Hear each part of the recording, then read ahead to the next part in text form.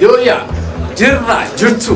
kabajamtootaaf dhaggeeffattoota uummata Oromoo akkasumas daawwattoota keenya hundaaf guyyaa irraa kana weellu guyyaa 5 dura gadhiifame weellu ajaa'ibsiisaa weellu Urjii Solomoo mata dureensaa falannamnu jedhuun walitti dabarree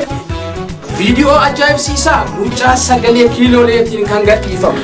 irratti waa xiqqoo waliin daawwanna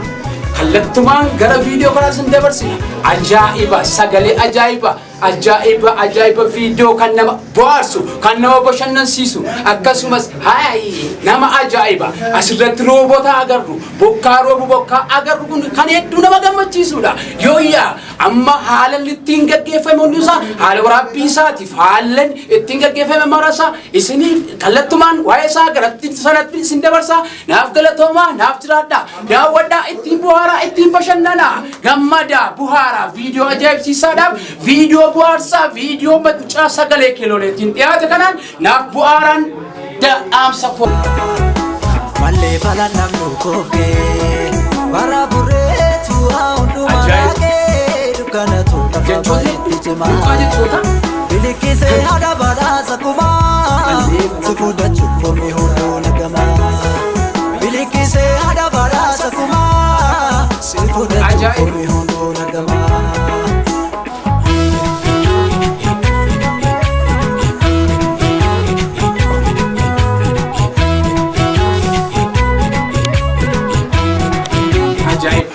Burqaa jechuuti kan itti dubbatu viidiyoo ajaa'ibaa kan mallee falannamnu koofkee bara burreetu waa hunda laaqe jechoota ajaa'ibaa kan nama ajaa'ibu hiikoo gurguddaa of keessaa qabu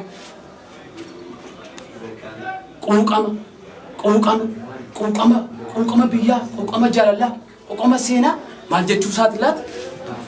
hedduu daran kan nama ajaa'ibu mee ittaafumnu hundumti keenya hanga dhumaatti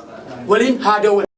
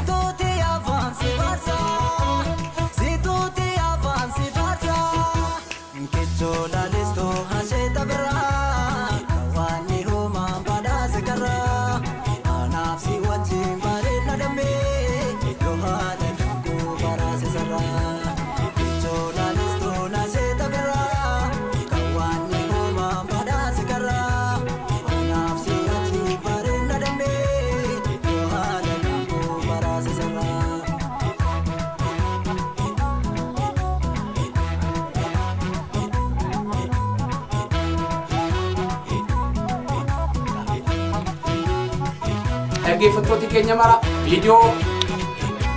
bareedaa miidhagaa kanaan kan akkasiin waliin bashannanaa turtan abdii guddaan qaba. Viidiyoo kana immoo kan argachuu dandeessan Mootisaa Istiidiyootii argachuu dandeessu turtiin keenya waliin adeemsi itti fufa. Naaf jiraadhaa